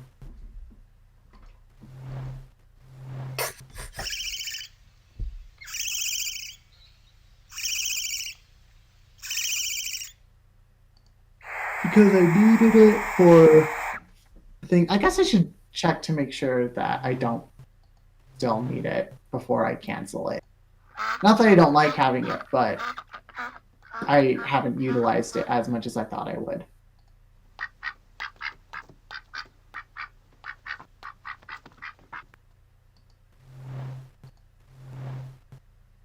I'm so sad I can't hear these ducks or the geese. Baby squeaking. Adult. Oh my gosh. Sorry, that was probably really disturbing for anyone who was listening to that. What's VRV? Ultimate Nerd Streaming. Okay, I'll have to look into that at some point. I don't know, like the main reason why I'm paying attention to streaming right now is because of Twin Peaks and The Dark Crystal. And Netflix and Showtime cover that pretty well. Okay, for so me. Verve has a lot of stuff on it. I'll have to take a Especially look. if you are a huge nerd. I'll have to check it. What's your favorite channel? Let me see what it's got. Cartoon Hangover. Let's see. Is there a way to like see what's available on it without having to sign up for the 30-day free trial?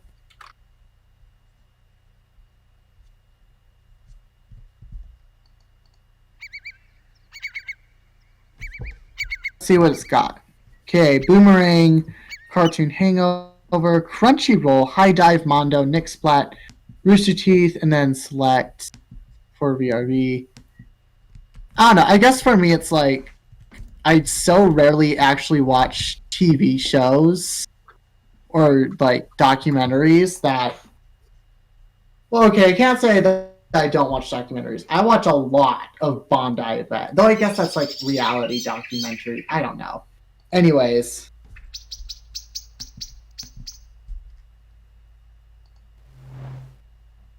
I also use YouTube. I use a lot of YouTube. Unusual calls. All right, Adam has in the chat reminded us that we are donating to the many organizations that we have in our About page. Let's see, I am slowly getting refamiliarized with how Twitch works because it's been a bit. But we do have several organizations that we are accepting or that we are channeling donations through. And if you give us a donation, you can request specific questions for our talk guests, which we have a schedule of in some of our social media posts, and also request for specific kinds of art in the paleo streams. So feel free to donate money and hit us up with your requests. See, yeah, taking a look at the schedule. Sorry, everyone. I am going to bed once the stream switches over to Tyler.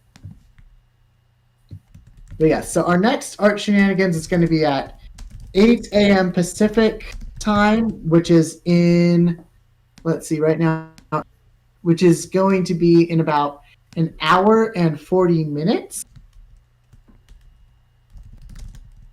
And then our next one is going to be in, oh my goodness, I can't calculate time right now. I should not try to do this right now. So I will not continue to try doing it. Anyway, there's a schedule. Take a gander at that schedule. Do it. I just realized I think it might be synced to my time zone, so I might have just totally lied about time zone stuff. Yeah, that's a nice thing about this schedule. It adjusts to your time zone. Yeah. Oh my goodness.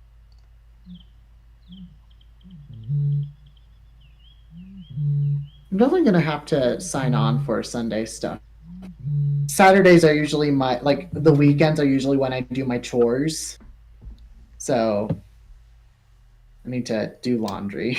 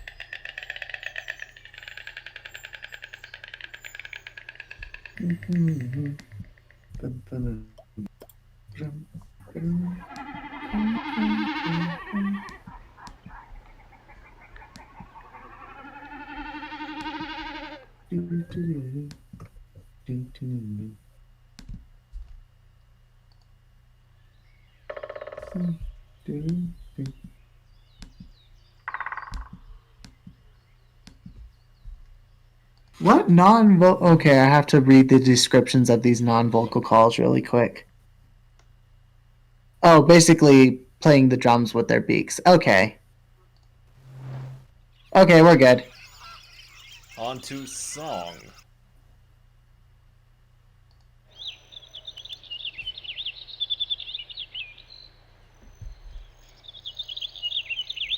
Word that like I usually hear it in the morning. I don't hear it here, but I used to hear it like at home in Utah.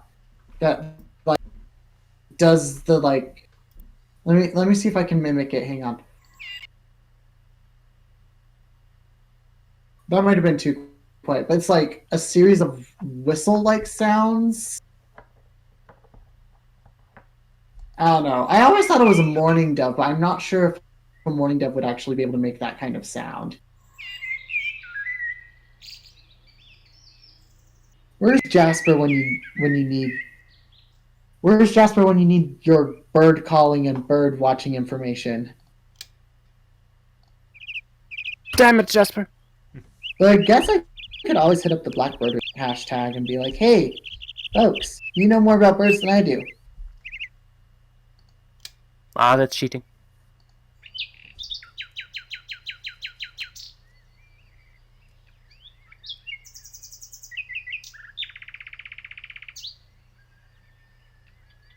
Ah, another meme for my collection. Another meme for your collection. Yeah, There's a meme? there's always a meme. Good. Let me share it to you. Yes, Chancellor, Jeremy. meme lords are our specialty. Although it might be strange out of context. Give me the memes.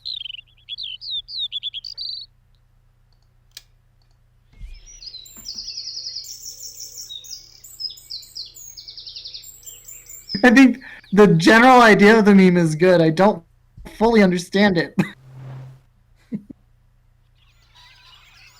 My goodness. It makes more sense with an actual clip from last night's stream. Oh.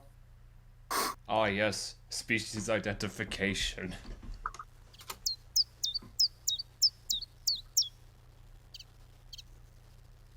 I'll have to take a look at it later. I think it was this one. Ah, yes. Ah, no, it's not that one. Wrong one. Oh no.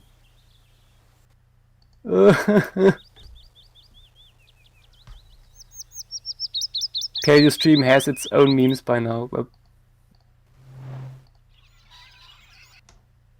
Maybe. I don't know if it actually has its own meme. We haven't yet had any meme submissions or like makings of memes. But I've only really been on to be random and non sequitur all the time. yeah. I did apparently make one of our mods cry from laughter, so yeah, no, the Allosaurus skull story. It exists. I don't know that story. It's I told it earlier, but in our I think it'll be one of the highlight clips that we're gonna take from these general marathon stream sections. So you will hear it at some point in the very near future. Okay. But the TLDR is that I almost stole an Allosaurus skull from a dentist. Okay.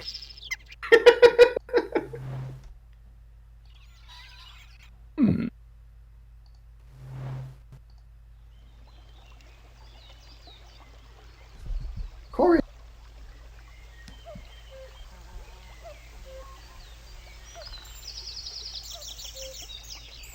I can't know what birds are outside of my house that seem to sing all the time, including at like 3 in the morning.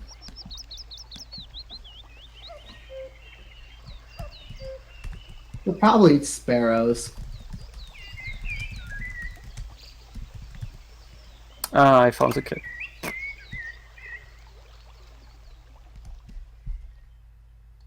Okay, I think that's the relevant.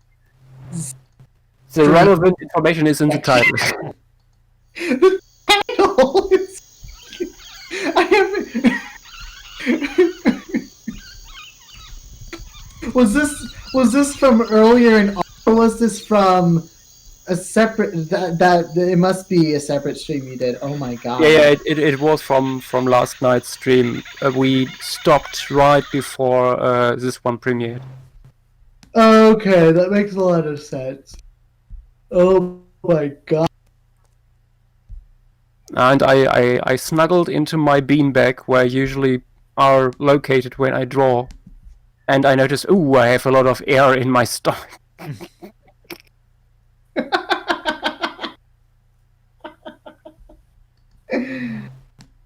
Oh my god. And I spoke out loud what I was thinking.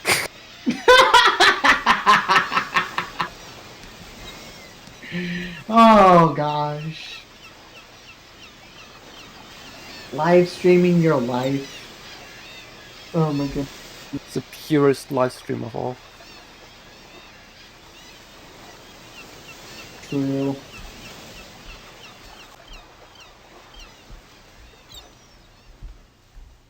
Let's see. Do we have someone keeping track of how much money we've raised? I guess Yes, not we do. as important since we had a decent amount of updates from Bobby earlier, so.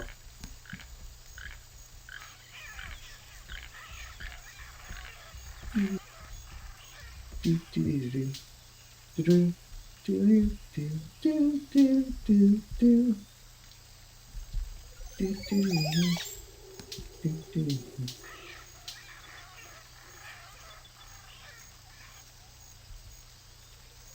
trying to decide what I should do with this box of rocks I got for field camp.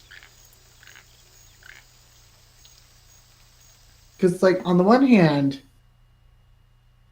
I'm not sure I want to keep them, mainly because I don't have, like, the emotional attachment to them of, like, going out in the field and collecting them myself. But, on the other hand, it's an extra box of rocks that I don't want to carry around. But on the other hand, I don't know what to do with these rocks. But it's rocks. Well, yes, but, like, there's only one rock that I am like, ooh, I'm keeping you regardless. And it's this little piece of shale that has fish scales in it. Henry, yes, it is the one that I wanted to chomp into earlier. But... And I guess this one that has glauconite in it is pretty interesting. Unlike humans, birds do not have a But larynx. nothing else is Instead, really their calling voice to box, me. The syrinx is lower Except down. for maybe part of the... Splits into two goose egg bronchioles formation. leading to the lungs. I don't The know, I'll same have to bird take a look forces through exam- this. Why can't I hold all these rocks? That's like my daily question. That's a good One time question. I was moving into a new dorm and one of my suite mates, because these were like people that I was like acquaintances with but didn't know that well, we were moving my stuff up the thing, and this acquaintance was jokingly said, "What'd you put in these suitcases? Rocks?" And I turned around and looked at him and I said, "Yeah, yes, I did." And then after I set up my rock collection, he took a look at it and he was like, "Oh my god, you really weren't kidding." And it's like, no, I'm a geology major. You know that I'm a geology major. Why would I kid about putting rocks in my suitcases? What else would you put there? Books. Bones? That's another thing I use suitcases for, is like books and rocks are among the heaviest things that I own, and I put those in suitcases Oh with yeah, gold. that's a major problem when I travel too. All the books. Yeah. Oof. I've got so many books. I have a very expansive library. Which of course, like, my mom is not pleased about. She's like, why do you have so many books? Because you read them all. I actually don't read all these books as much as I probably should. But you need them anyway. I actually need them. I'm excited for being fully graduated, because then I will actually be able to have the time to read the things I've been wanting to read. Like, I have 2 of Riley Black's books that I've been wanting to read. Written in Stone, which I think is her first book, and then Skeleton Keys. And I also have her Allosaurus short story that I need to read. And I just, like, I miss being able to sit down and read and just enjoy it. And, like, high school screwed me over because it was like, oh, you have to analyze every single little thing. And I think I'm finally out of the, like, hyper analysis mode, but now I'm just in feeling guilty for doing something fun when I should be doing something productive, which is frustrating.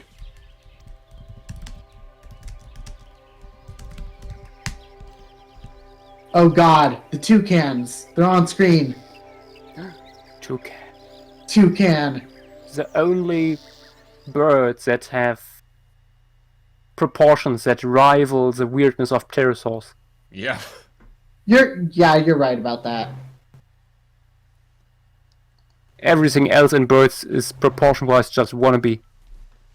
Valid.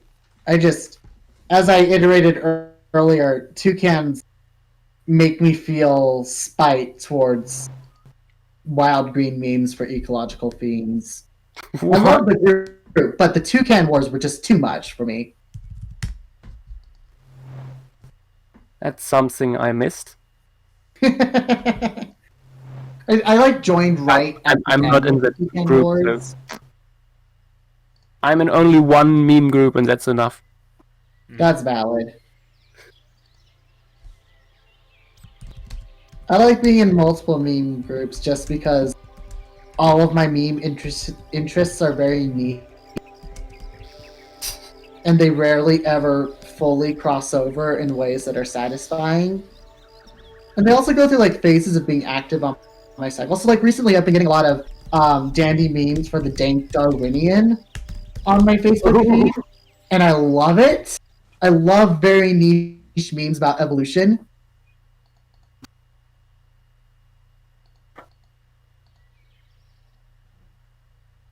Check in on my Notre Dame meme group and see where we're at with the villain songs. Because I have to make sure that Anastasia wins. Pigeon milk. Alright, so it looks like Tyler's having technical difficulties. Rip. Damn it! Oh my god, that's not just a technical difficulty. That's a oof. That's an F in the chat moment. Oh my god, I'm so sorry, Tyler. Oh god, some people on the server ask for images for promotion. Yeah. But I have all these memes with my face on it. Make promotional memes? I will post them. I know for a fact that Holtz would be A-okay with a promotional meme.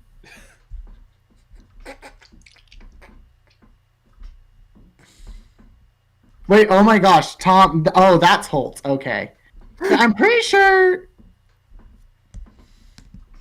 Nope. Oh my god. That's a lot of memes. Single-handedly destroyed by Tired. But yes.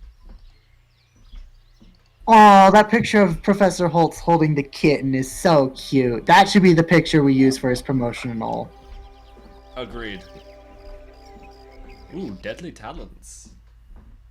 Deadly Golden eagle's talons? needle-sharp talons. Oh, wow. Wide as a hand as the bird comes into land. Sorry, I just like In saw the eagle is the on bird lookout with the for really prey, long toes using its first. keen eyesight to detect That the hawk's pretty slightest cool movement. though. I think that's The a hare hawk. becomes Is that an aware of the eagle or is that a approaching hawk? danger and makes a dash for That's an safety. eagle. Sorry, The eagle everyone. swoops in, its legs drop I am down, but the moment is not yet right, and the not bird changes skilled course. at birds. I'm also Then not the skilled eagle at a makes lot of another other things, approach, but birds lowering especially. its lethal weapon-like talons, Unless and the hare it's a chick. suffers a sudden death. What a bun. Oh yes, the jacana. Yeah, the jacana's got feet for days. Splayed toes. Them splayed toes.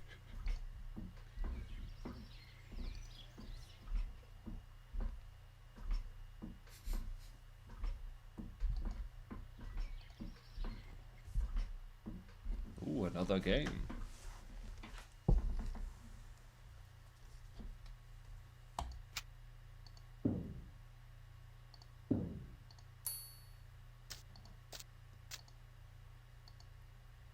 Ooh, I do like the. I'm looking at these title cards and I'm loving it. Big F's in the chat. Tyler is continuing to have technical difficulties. It happens. See, so who's supposed to be presenting at 7? Or like right now? Sorry, Now, Christopher Dean. Christopher Dean. Okay. So it seems that we might need to switch to a Skype format, is what Tyler was initially going to have set up, but Tyler's laptop is being a stubborn jerk. I'm trying to sleep in. For everyone in the stream, we apologize. Oh, hi, Christopher, who's in the chat. We apologize. We have been experiencing technical difficulties. Yeah. Sorry about that. Alternatively, I'm guessing they're not in the Discord. Darn. Oh wow, I have not touched. Skype in ages. Oh, it's all dusty. I feel like I'm going to break something just by touching it. The last You'll probably be fine. message I Knowing sent. Skype, that's actually possible.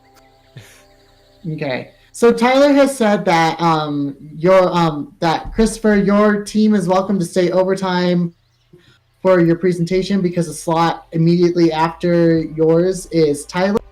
And since Tyler is having the technical difficulties, that makes sense. So we're working as quickly as possible to get you all set up so that we can get you all talking and presenting as soon as possible. I didn't realize like how quickly time was passing. I was just like, huh. Okay. It's waiting. In the meantime, while we are waiting for our technology to behave, let me think about some fun facts about. Let's see. Oh, okay. So let me talk about why geologists and paleontologists lick and eat rocks while we're in the field. So sedimentary rocks specifically are determined. Like we identify them based on things like grain size and texture of the rock. And one of the ways that you can tell that, especially with really small and fine rock, is the fact that specific kinds of grains act differently when they're in your mouth. So the main differentiation we use is silt and clay. So silt is just really small, rounded grains, usually of quartz, but sometimes of other things, and it will feel gritty in your mouth. And this compares to clay, and clay is made up of flat minerals that feel slimy in your mouth. So if you see a non-paleontology person eating a rock, it's usually because they're trying to figure out if they're looking at a siltstone or a clay stone or a mud or a shale, basically. And then in paleontology, bone material, even when it's fossilized, is still fairly porous. So if you lick it, it's more likely to stick and kind of, not necessarily abride, but like it will like hang on to your tongue much more readily than an average rock will. So that is why geologists and paleontologists eat rocks and sometimes eat them just for fun. I also recently learned that calcite rocks, or rocks that have calcite grains, those individual calcite grains will crumble in your mouth when you chew on them. So that's another reason to eat too. But usually you can tell if you have a calcareous rock before you get to the eating point. Usually. But actually, that's just how geologists eat. Yeah. We also just eat. There's that statistic that says that every person eats at least 3 rocks in their lifetime. That's not a true statistic. Geologist Georg, who eats 10,000 rocks a day and lives in a cave in the mountains, is an outlier and should not have been counted. So, it's me. I'm Geologist Georg. We also do crave that mineral. Thank you, Scott, for the joke. It's very important for geologists to keep their mineral content high. Yes, we must eat our halite and our quartz and our pyrite and our pyroxenes and our olivine. And a little bit of uranium to really power up the furnace. That's why I don't want to be a paleontologist. I might get kidney stones. I don't think that eating rocks is directly correlated to getting kidney stones, but if that was also intended to be a pun, then I apologize. I am running on being awake for 19 to 20 hours at this point, so my ability to parse language is failing more than it usually does already.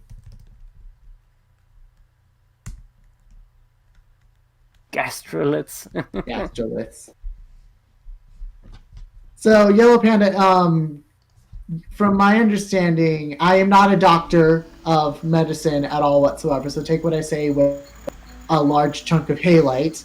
But kidney stones usually come from an overabundance, like an oversaturation of material like salts or such in your blood, and then that collects in your kidneys, and then your kidneys try to push it through, but then they get stuck inside of your kidneys, and so you end up with kidney stones of usually salty like material.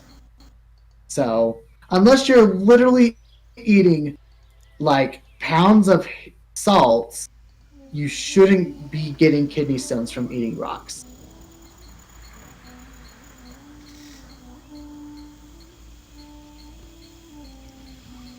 I think that's correct.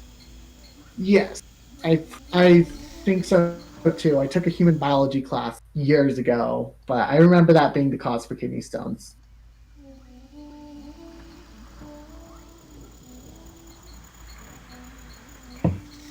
Speaking of classes, pretty much as soon as this stream ends, I start a human anatomy class. So that'll be fun. Ooh, that's exciting.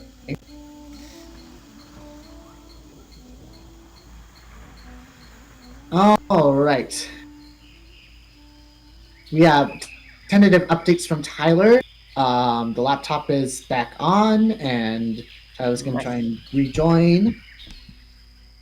So, as part of this Dino Nerds for Black live stream, we are not us directly, but we are channeling donations to several organizations focused on supporting and uplifting our Black siblings in both science and in daily life.